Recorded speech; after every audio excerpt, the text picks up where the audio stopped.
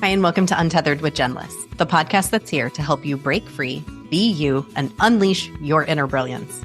I'm your host, Jen, and in this episode, we're going to talk about what it takes to believe in yourself and take sustained, bold action. Let's dive in.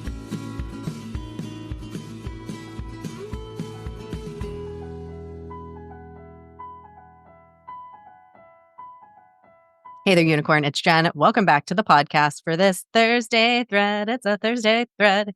Today, we are threading a little bit out of Lee Burgess's episode on Tuesday. I have a last name that ends in SS, and it's so funny. We're like, the list is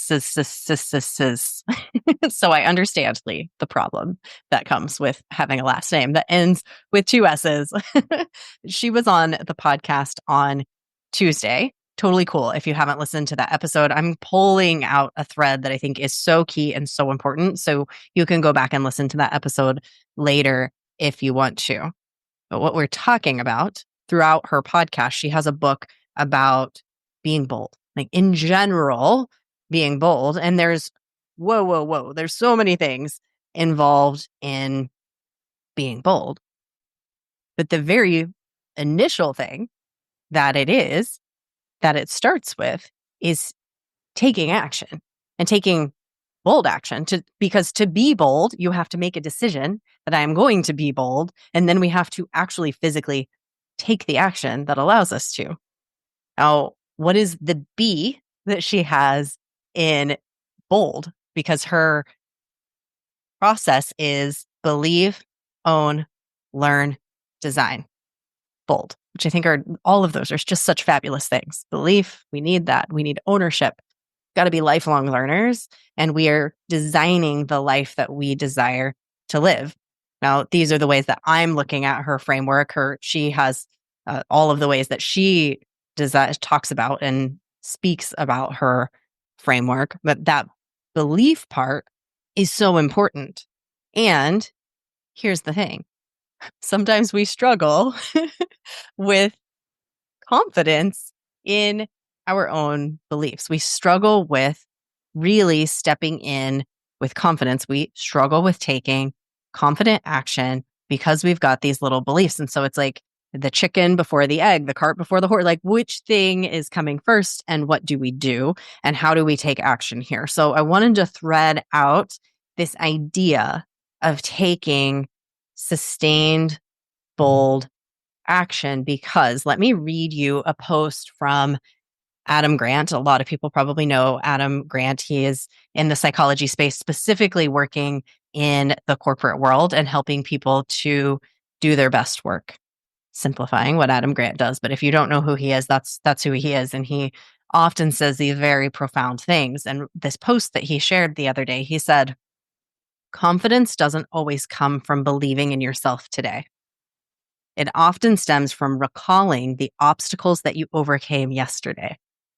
A history of resilience can silence self-doubt. Challenges conquered are clues to hidden strengths. Past progress is proof of future potential. So here's what he's saying in very simplistic terms. Confidence comes after the action that you take. Confidence does not necessarily come directly from the belief that you have. Our human brain has to see that we have taken action. Our human brain has to see that we have had results because then the results reinforce, the results end up creating belief. So we have to take the action in order to have the confidence, in order to have the belief. If we just sit around and think about it, we're never going to actually get there. So this is the very first thing, and this is the premise, this is the baseline for what we're going to talk about today. Confidence does not come first, and belief does not come first. Your confidence and your beliefs come from actions that have been taken. So your limiting beliefs, for example, come from actions and behaviors and things that you learned in the past. That's where those beliefs came from. They came from action. So how could we possibly expect that our beliefs are going to change again, that we can change our beliefs without taking action. The action comes before the confidence. The action comes before the belief. Now, in order to create the life that we want to live, in order to get to 90 years old and look back and say, dang, that was a good life. Heck yes, my most magical unicorn life. It came to reality. I lived it. Amazing. I'm leaving this legacy of glittery magic in the world, or whatever that means to you. We have to create sustained action. We have to create sustained aligned action. We have to create sustained, bold, beautiful, bright, magical actions. Sustained action. That's where your next level is going to come from. That's where like true, new, found, ingrained, awesome belief is going to come from. One of the things that Lee talked about is point number 2. So point number 1 is confidence does not come first. Action comes first. Number 2, in order to create sustained, bold action, you will only be consistent in doing this if you are having fun. It's the only way to be consistent. And let me tell you why. You have to do it. And fun to you is not fun to me. Your way of fun, what fun means to you is your own fun. You can only be long-term, like ultimately long-term consistent if you're having fun.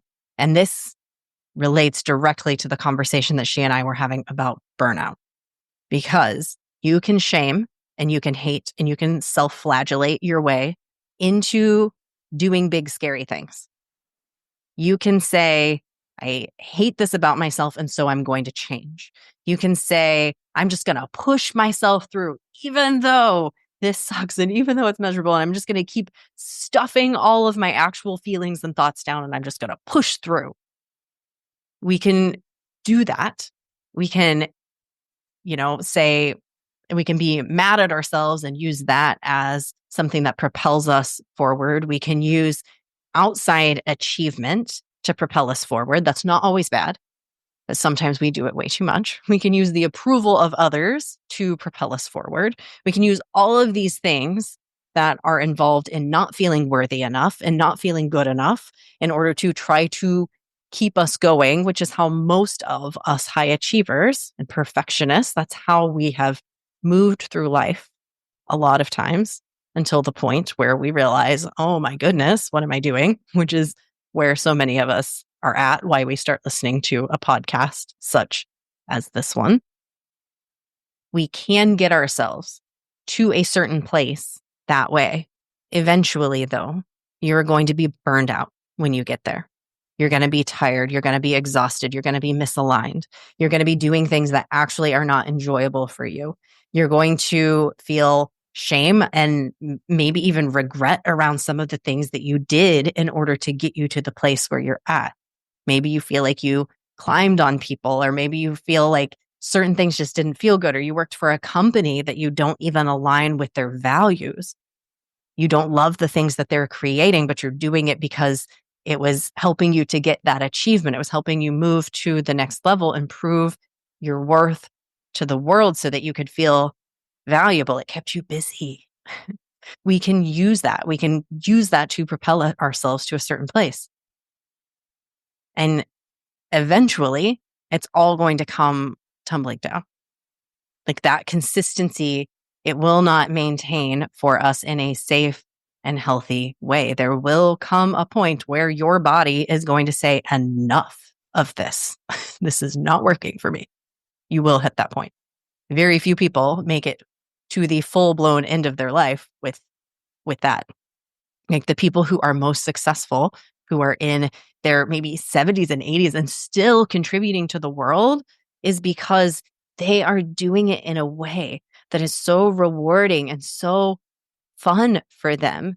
When you're having fun, let's remember, when it comes back to our nervous system and the physical things that are happening in your body, when you're doing things that are enjoyable for you, these don't have to be huge, big things. It can be the teeniest, tiniest little things in your day, but you're just really enjoying them. Your parasympathetic nervous system is getting activated. part of your brain that is the most human, the most modern part of your human brain, the part of your brain that other creatures on this planet do not have. We all have this like limbic-like brain that is the fear center brain. But this modern part of your brain gets activated when you're having fun, when you're being creative. That's why there's so much creativity therapy. Like there's actual creative therapy that you can do. I have a friend, Angie Bailey. She's been on the podcast. If you want to go listen to her episode, she teaches something called calming calligraphy. And she started doing that because she was a nurse who was so freaking burnt out, was killing her. Her thyroid was going crazy. And the same was true for me when I was a hairstylist. I was just pushing myself and pushing myself and pushing myself and just striving and striving and going for this level of income and clients and busyness that I thought would bring me this feeling of success, this feeling of fulfillment. In the process, I completely lost my fun. I completely lost my body's natural ability to heal itself because I was never having any fun. I wasn't having any fun in that job anymore. A job that at one time was fun because I started focusing on the wrong things and I started driving myself from that state of, shame and wanting and needing, and not from the place of enjoying and delighting in the fun little moments. You will only be long-term consistent if you are having fun. And I'm teaching a podcast course right now. I know this episode is going to come out quite a bit later, but right now I'm teaching a podcast course and our focus is continually on fun. When we start to get stuck on, oh my gosh, what is an RSS feed? Where do I put it?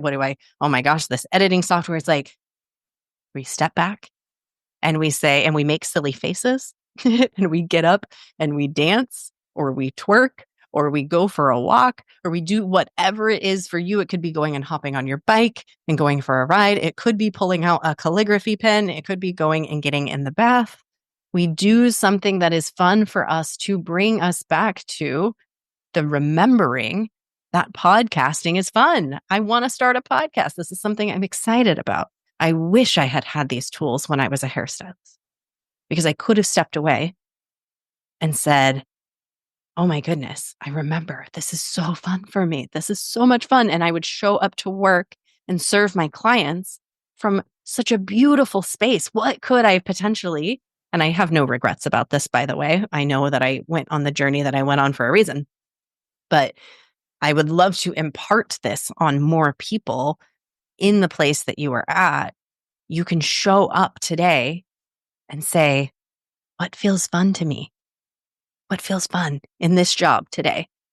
And if you're not having fun, it's like, okay, what feels fun? What might shift my energy for me? Sometimes we can't jump all the way to fun. That feels like, oh, fun does not feel possible.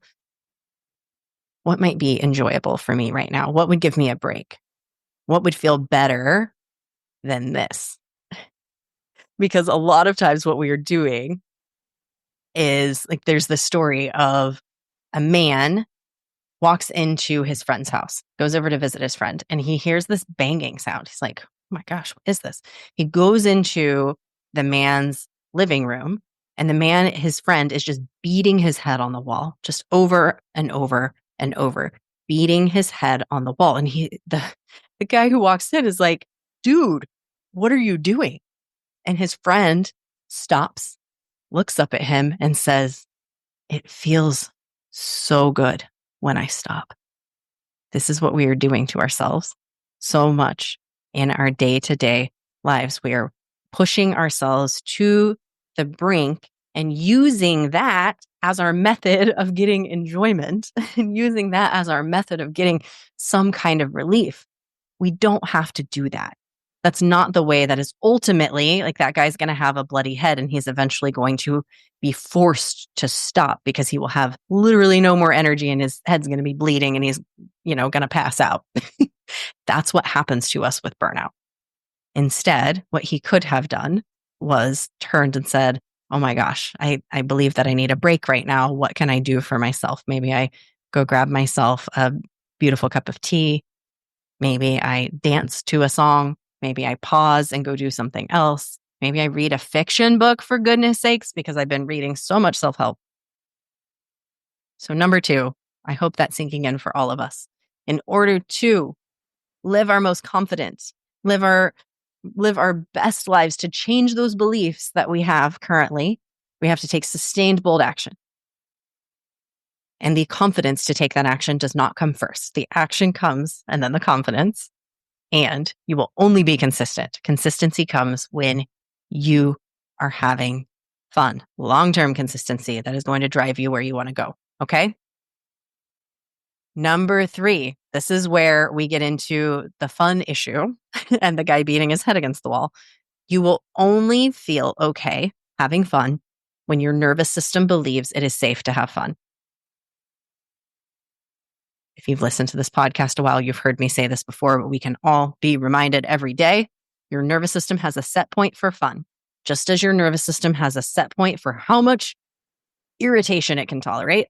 We all know when our nerves have flipped and we're like, I cannot take it anymore. For me, one of those things is somebody chewing with their mouth open, making mouth noises. There is only so much that my nervous system can tolerate. I flip. The same is true for fun. You have a set point for fun. I call that your joy breaker. Your breaker box for fun can only handle so much juice.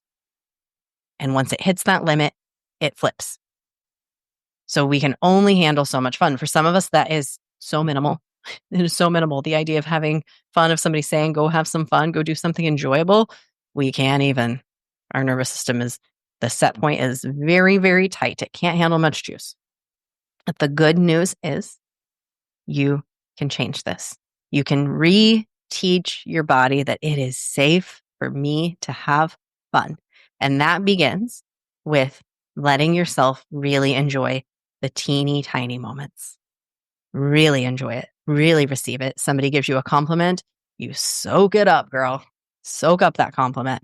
What does it feel like for me to really enjoy the fact that, and one of the things that you can say is, I received that.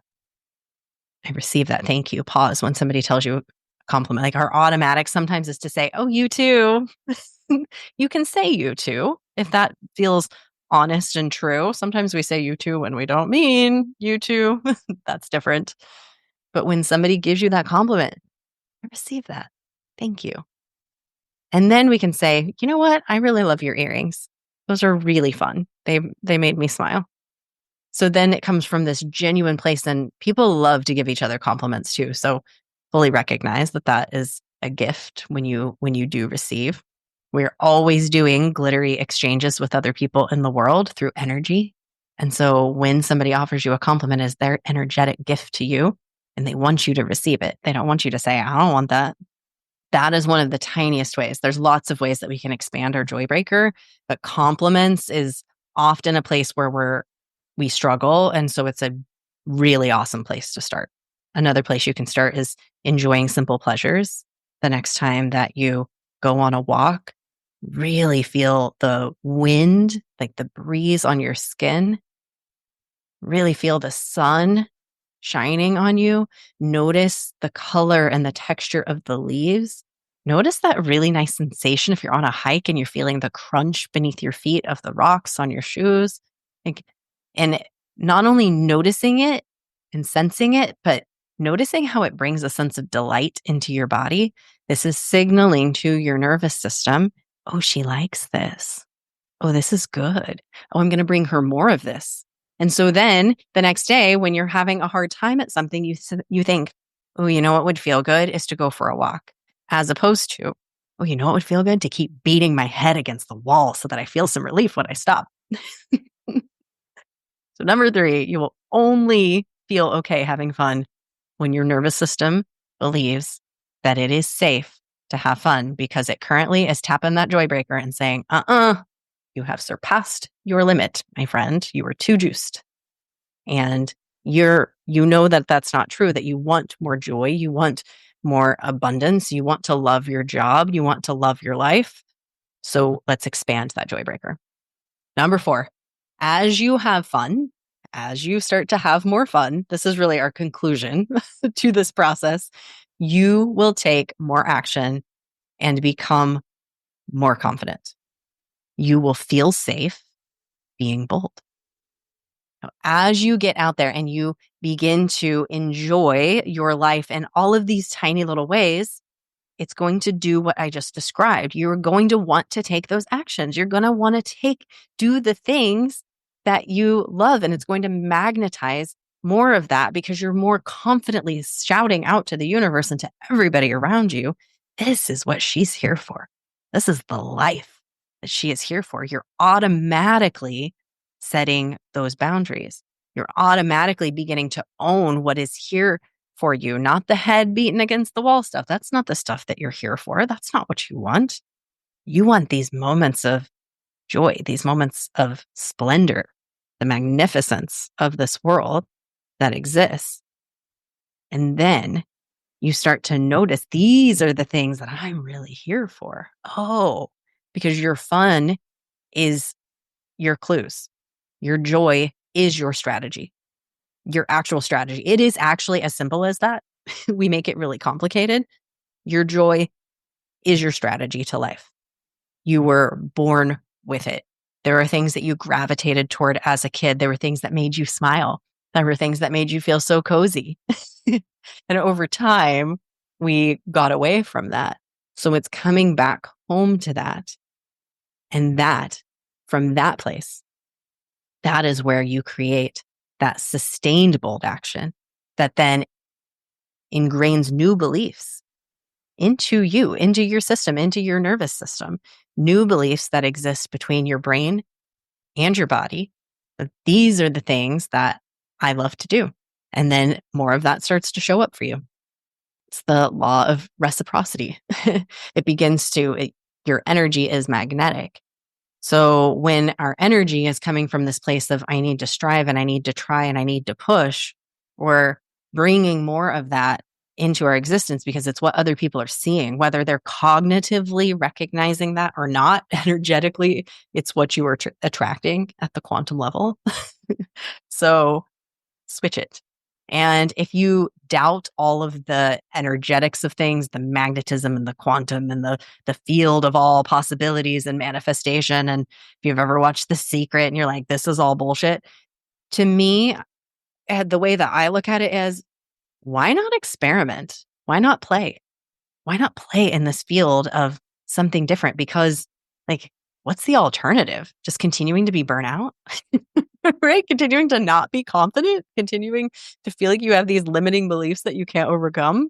Why not try this? Why not try to have joy as your strategy? Give it a whirl, girl.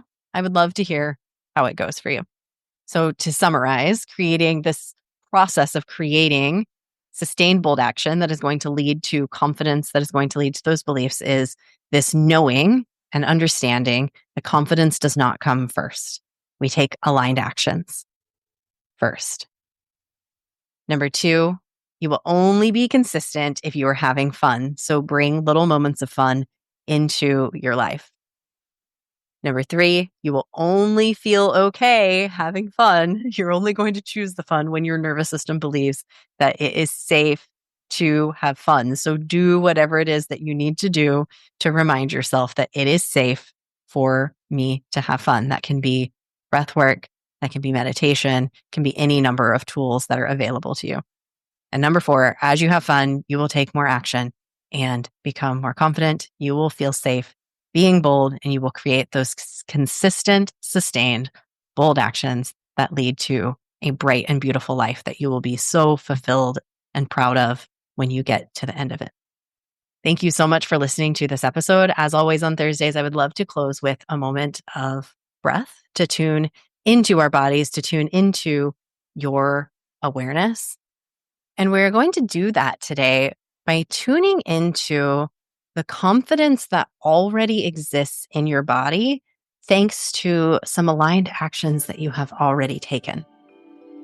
So if you're able to close down your eyes with me, I'm going to invite you to do that during this process. If you're not able to close your eyes, if you're on a walk, you can do this with softening your gaze. If you're driving, you might gently listen in or come back to this later.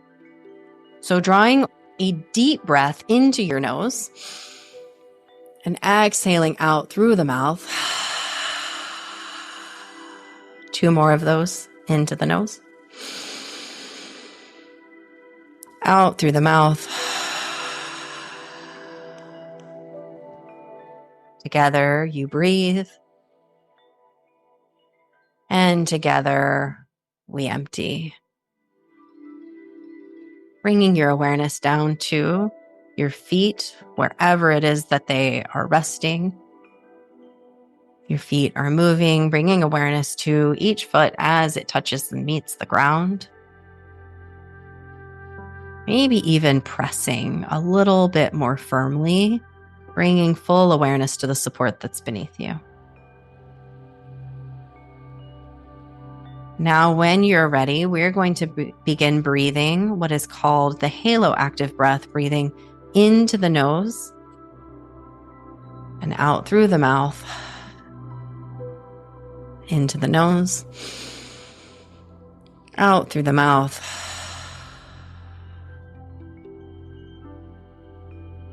Beautiful. That's it. As you continue that breath,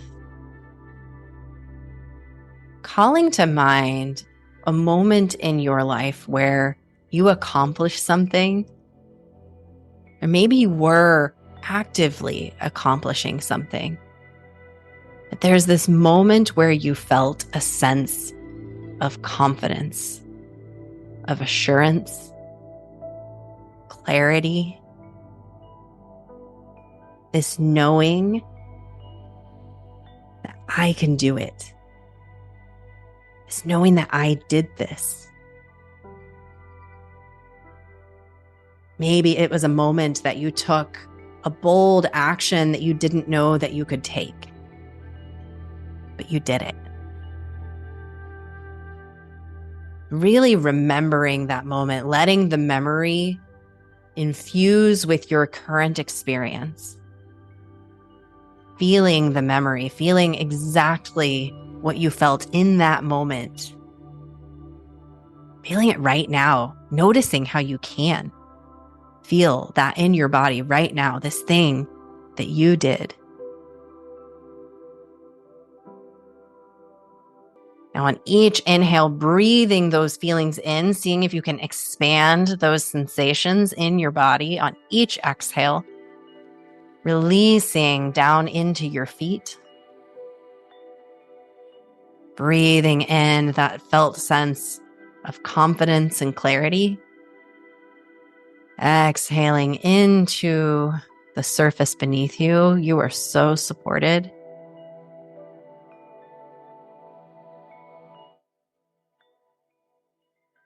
And now noticing how the confidence that exists within you became part of you and is still part of you. It exists in the here and the now because of this aligned action, this thing that you did, this bold yes.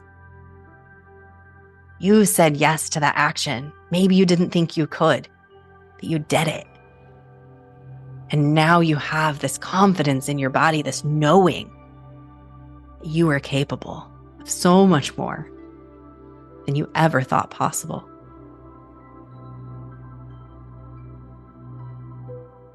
When you're ready, drawing in a final deep inhale, expanding that felt sense in your body, holding that breath at the top, memorizing this sensation, this feeling the joy of it. And when you're ready, releasing that breath through the mouth,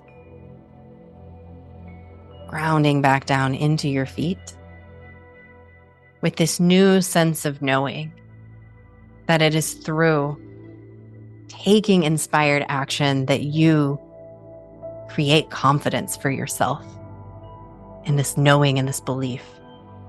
I am capable. When you're ready, pressing those feet gently into the floor, reminding yourself of that support. Bringing your awareness into those physical sensations in your feet, maybe wiggling your fingers. Blinking your eyes open when you're ready, making eye contact with something in the room with you.